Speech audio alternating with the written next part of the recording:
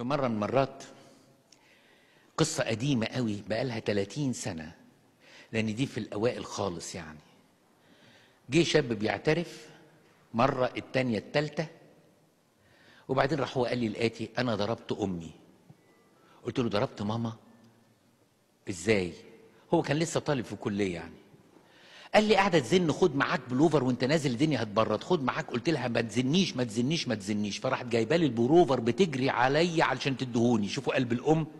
رحت مسكتها هي بالبلوفر ورزعتها في الحيطه حته رزعه، لدرجه ان اختي البنت بتقول لي بعديها بيومين ان امك اكتافها من ورا اتزرقت، يعني اتزرقت من كتر الهبد. هو قال لي كده وانا من جوايا اتضايقت قوي، لأن في العهد القديم، ودي كررها المسيح في العهد الجديد، من اللي يضرب أب أو أم أو يشتم أب أو أم موتا يموت. يعني الأب لو شتم ابنه دي خطية، يذبح عليها خروف أو يذبح عليها عجل. لكن لو الابن شتم أبوه يجيبوه شيوخ المدينة ويرجموه حتى الموت. يعني الخطية خطية، بس شتيمة الأب للابن قال لك ربنا يمكن يكون معذور، الواد غاظه بيربيه، طلعت كلمة في لحظة غضب ماشي، لكن ابن يضرب ابوه. فانا قلت له: لا، الخطيه دي صعبه قوي قوي قوي.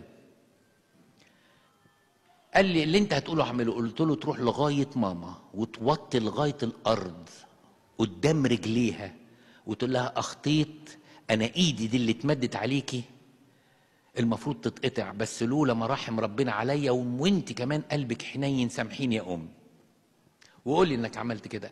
فات شهر ونص وجه.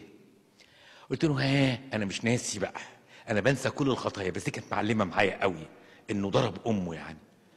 فقلت له: عملت ايه؟ قال لي: لا لا لا لا، ما عملتش حاجه من اللي انت قلته طبعا. قلت له: ليه؟ قال لي: ما اقدرش، ماما طيبه قوي، مجرد اقول لها اعملي شويه شاي بالنعناع خلص الموضوع. قلت له: عشان ماما طيبه قوي تعمل انت كده؟ يا ابني ده حق ربنا. طب بوست راسها، بلاش حكايه انه يوطي لغايه تحت ويبقى عند رجليها دي ويبوس رجليها. بوست راسها. قال لي: ولا راسها. طب طبطبت عليها؟ لا.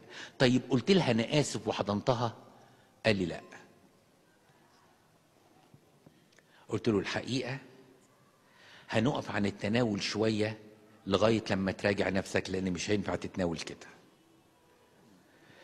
فاوعى تفتكر ان لو ربنا كشف الخطيه معناها ان الديفولت انك هتتوب. لا، ده اوقات جوايا موانع كتيره للتوبه، اهمها واسواها الذات. كان في واحد اسمه مجدي يسة، كلكم عارفين قصته زمان قوي. ده كان حرامي، ودخلوا مره قتلوا واحده ست في وسط ما بيسرقوا، كانوا 5 6 كده. هو في المحكمه كان محكوم عليه ب2 سنين في الاستئناف.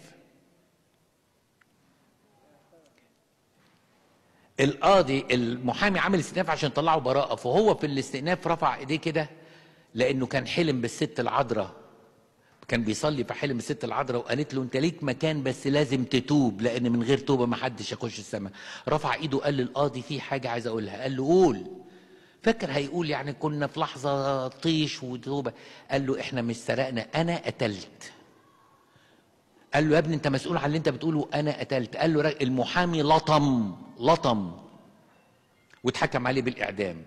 واب اعترافه ابونا ميخائيل شجعه على الاعتراف لما حكى له الحلم. قال له: لا، اعمل كده وتاخد المجازاه على الارض وما تاخدش المجازاه في السماء. طب انا لو كان ثمن الخطيه بتاعتي ان انا هدفع ثمنه على الارض واخش اعدام، هتوب؟ طب هتفضح، اتوب؟ لا، ده انا يهمني منظري قوي قدامكم. وعشان كده مش معنى ان ربنا كشف لي الخطيه ان انا هتوب.